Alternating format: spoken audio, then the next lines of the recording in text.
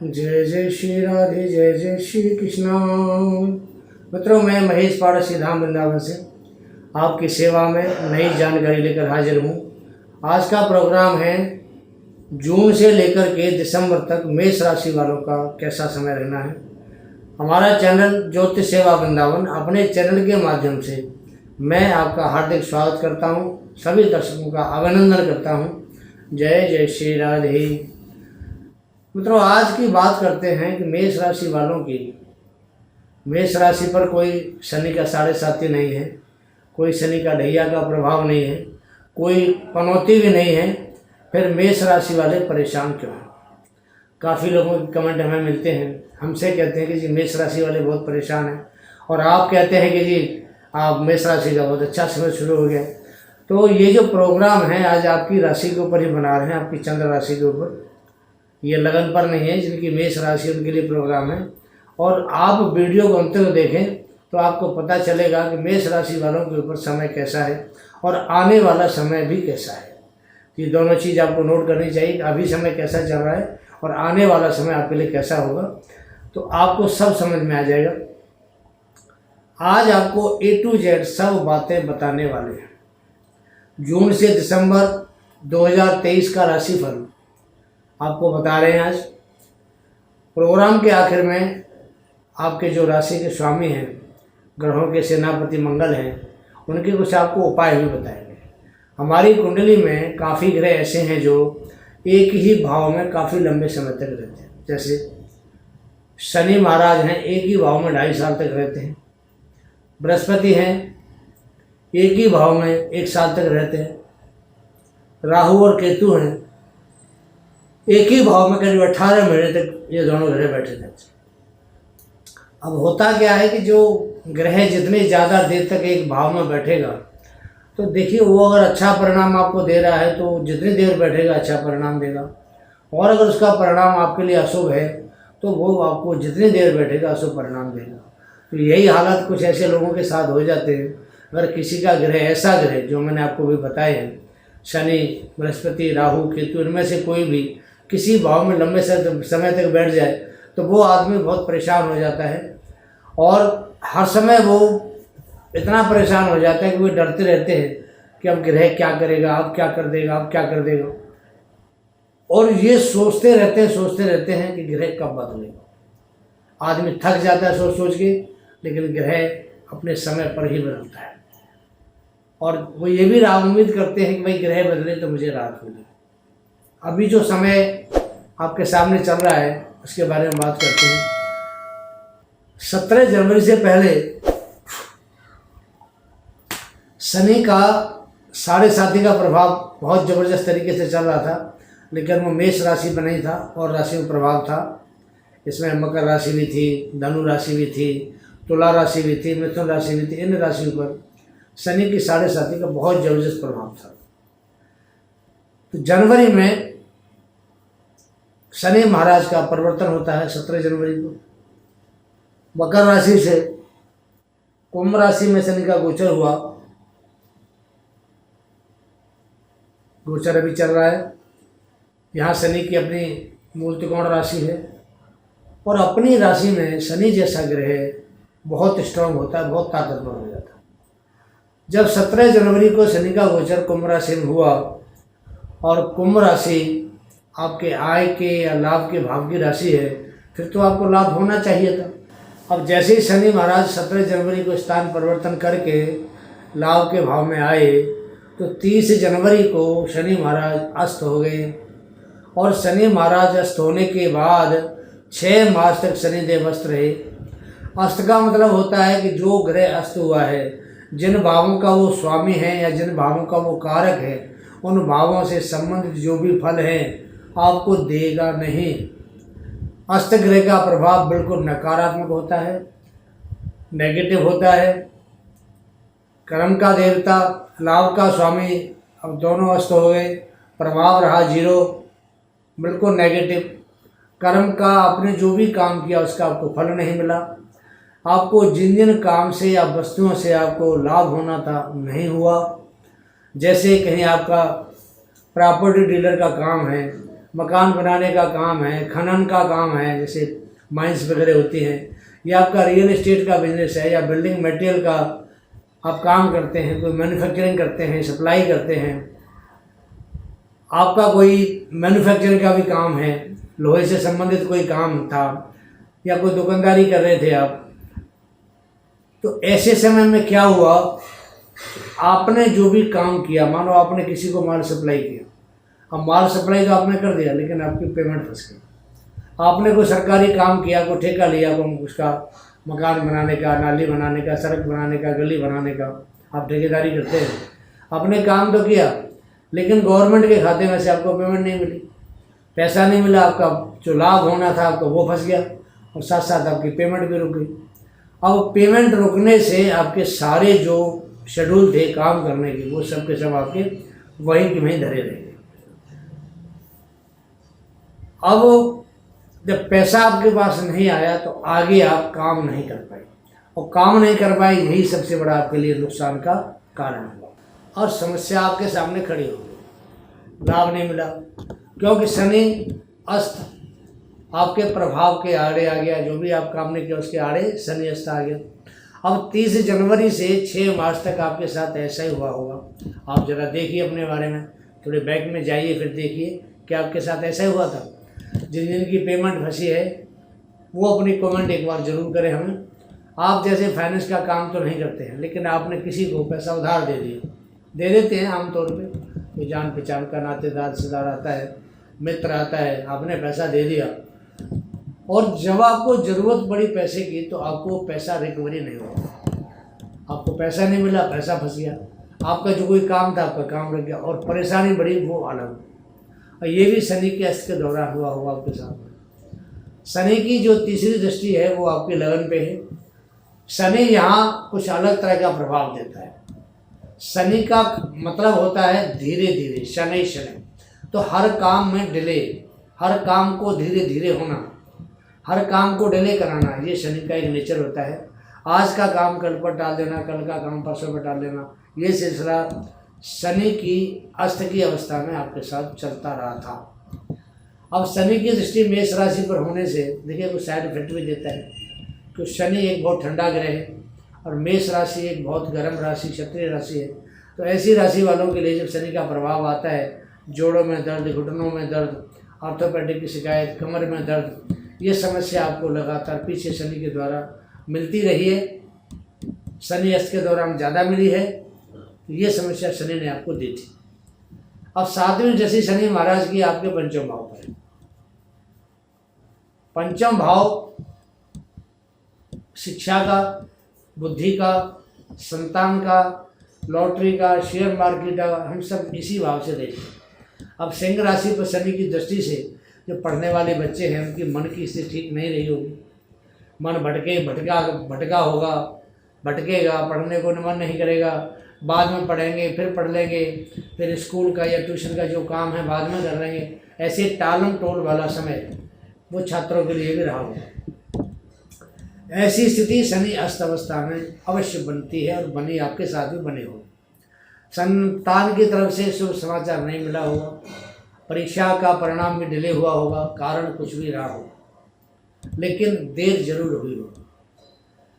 शनि की दृष्टि अष्टम भाव पर पड़ने से आयु का लाभ तो आपको अवश्य ही मिला होगा, क्योंकि शनि यहाँ के कारक हैं, और शनि अपने कारक भाव को अच्छी तरह से हैंडल करते हैं। पर परेशानी, कष्ट और बाधाएं, ये तो शनि की अवस्था में, जब शनि अस्त थे उस अवस्था में आपको जरूर देखने को मिली होगी। और आपको शनि कुंडली में बहुत पावरफुल ग्रह है, इतना पावरफुल है कि उसका जो रिजल्ट है वो बहुत शीघ्र आपके सामने आ जाता है। तो उसका जो प्रभाव है हमारे जो दैनिक कार्य हैं, हम जो रोज़ के काम करते हैं, हमारे रोज़ के काम पर बहुत ज़बरदस्त तरीके से पड़ता है। शनि 17 जनवरी को 0 डिग्री पे थे। अब भाई कोई ग्रह अगर 0 डिग्री पे होगा तो आपको लाभ नहीं देगा, तो प्रभाव देने के लिए कम से कम 6 डिग्री से ऊपर स्थिति चाहिए। 6 डिग्री के बाद तो प्रभाव देना शुरू करते हैं, और 12 डिग्री के बाद उनका प्रभाव, 12 से 18 डिग्री बहुत उच्च का प्रभाव होता है। तो जैसे जैसे शनि डिग्री बढ़ेगी प्रभाव उनका बढ़ता चला जाएगा। अब गुरु की बात करें तो 22 अप्रैल को गुरु का गोचर आपकी राशि में शुरू हुआ था और 30 मार्च को इससे पहले ही गुरु अस्त थे। अब 30 अप्रैल तक अस्त रहे। आपके सभी जो भी कार्य थे, शुभ कार्य 30 अप्रैल तक आपके बिल्कुल 30 अप्रैल से और 30 मार्च से 30 अप्रैल तक पूरा एक महीना आपके घर में जो ब्याह होना था, शादी होना था, शुभ काम होना था, कोई मुंडन होना था, जनेऊ होना था, किसी का सगाई टीका होना था, सभी कार्य आपके बिल्कुल भी बंद हो गए थे। तो उससे भी आपको बड़ा फर्क पड़ा होगा। शादी थी, शादी आगे चली गई, टल गई, समय आगे चला गया, आपने की बुकिंग कर दी, बुकिंग आगे खिसकानी पड़ी आपको। तो ये भी परेशानी आपको 30 मार्च से 30 अप्रैल के बीच में जब गुरुदेव अस्त हुए थे उस समय आपको भुगतनी पड़ी होगी। पहले शनि अस्त हुआ, फिर गुरु अस्त हुआ। 17 जनवरी से 30 अप्रैल तक करीब 3.5 महीने का समय आपका बिल्कुल ख़राब हो गया। उस 3.5 महीने में आप बहुत ज़्यादा अपसेट हो गए। 30 मार्च को गुरुदेव अस्त हुए थे। अब गुरु की दृष्टि पंचम पर, सप्तम पर और नवम भाव पर रही थी। अब 30 मार्च से आपका व्यापार मंदी वाला रहा होगा, तो सप्तम भाव व्यापार का होता है, तो गुरु की दृष्टि है तो व्यापार मंदी वाला रहा होगा। पेमेंट आसानी से नहीं मिला होगा, धन की कमी की वजह से व्यापार में उतार चढ़ाव रहा होगा और लाभ तो बहुत ही कम आपको हुआ होगा। ऐसे हालात आपके साथ अवश्य बने होंगे। गुरु अस्त अवस्था संतान पक्ष से भी लाभ नहीं करा पाई, भाग्य भी आपका सुस्त हो गया, भाग्य का लाभ नहीं मिला, पढ़ाई लिखाई प्रतियोगिता परिणाम के लिहाज से समय उत्तम नहीं रहा होगा। ऐसा हम ग्रहों के जो गोचर है उसके अनुसार आपको बता रहे हैं।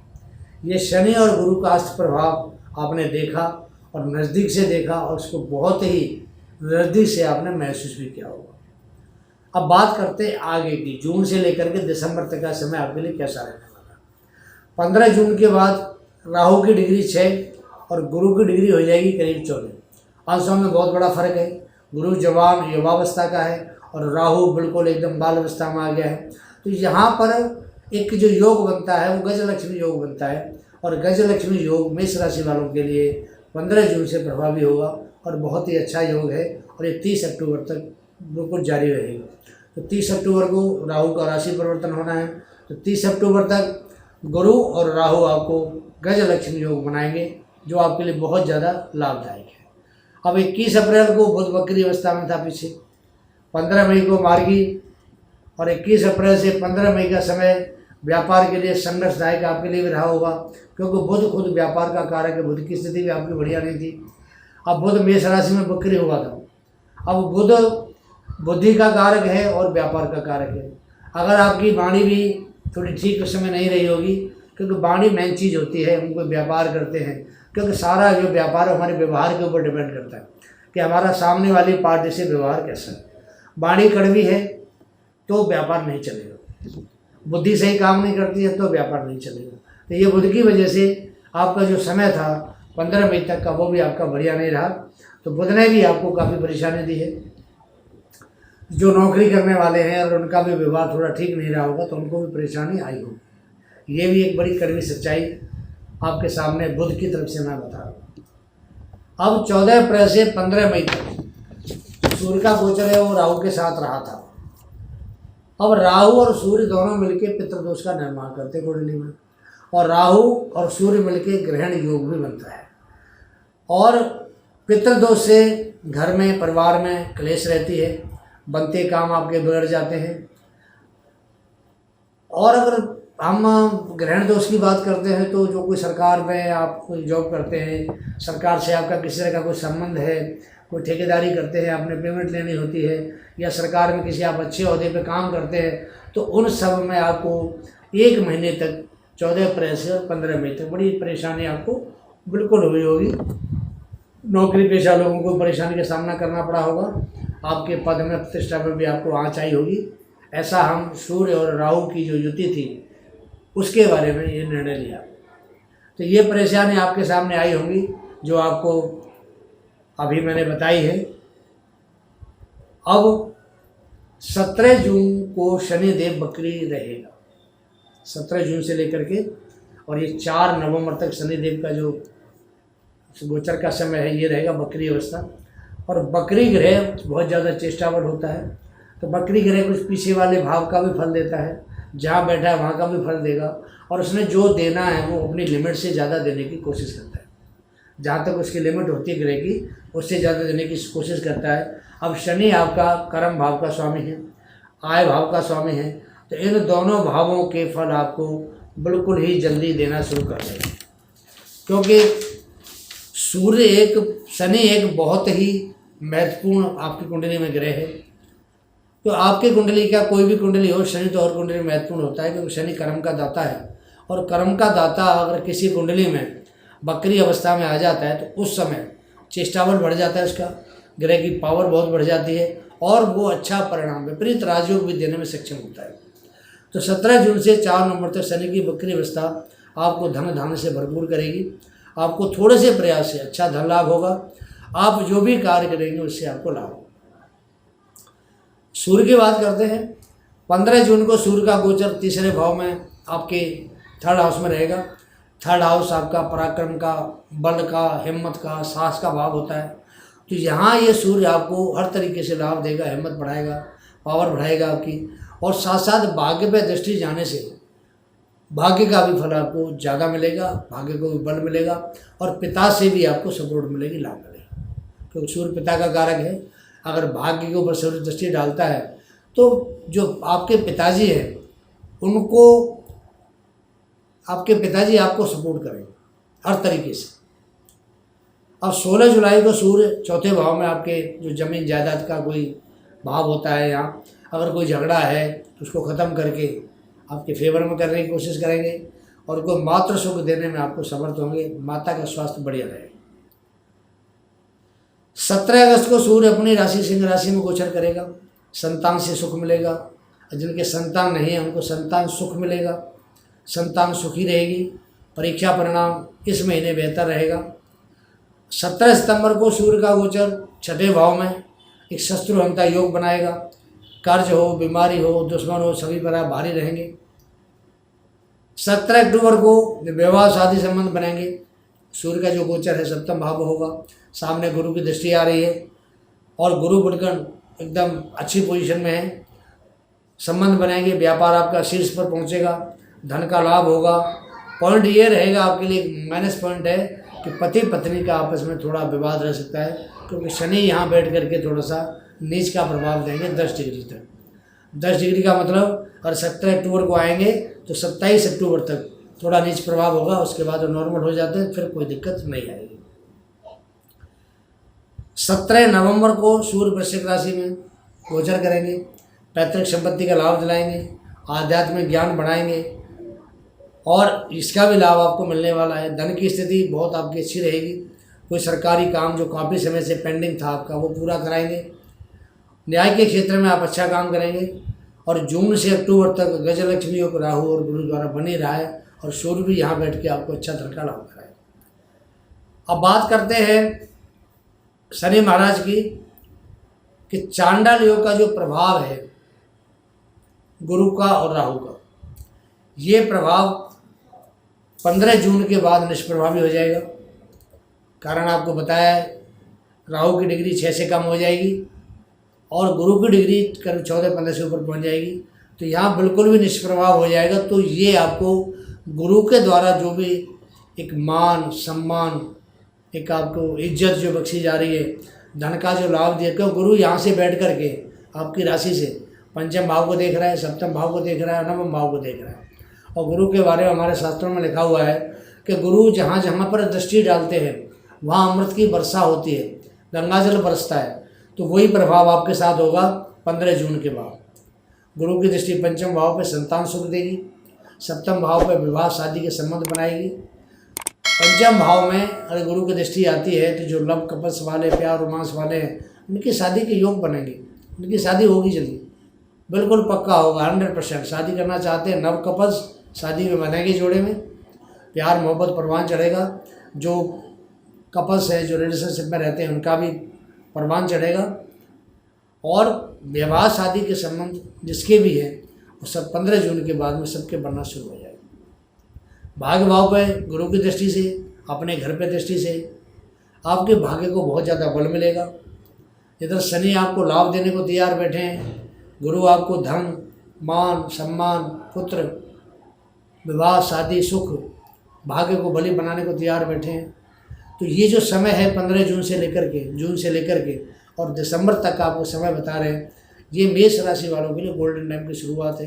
पीछे हमने वीडियो बनाए थे, आपको कहा था कि मेष राशि का गोल्डन टाइम शुरू होगा 2023 से। अब शुरू होने का समय आ गया आपका। जून के महीने से आपका गोल्डन टाइम शुरू है और ये आपका कम से कम आगे बहुत लंबा चलेगा। तो मेष राशि वालों ने अगर पीछे कुछ खोया है तो ब्याज समेत इनको वापस मिलेगा। शनि भी देंगे और बृहस्पति भी देंगे। तो मित्रों, ये मेष राशि का जून से लेकर दिसंबर तक उनका एक भविष्य फल आपको बताया। कैसा लगा इसके बारे में अपनी राय दें। जय जय श्री राधे, जय जय श्री कृष्णा। आपको मैं मंगल ग्रह के कुछ थोड़े से उपाय बता देता।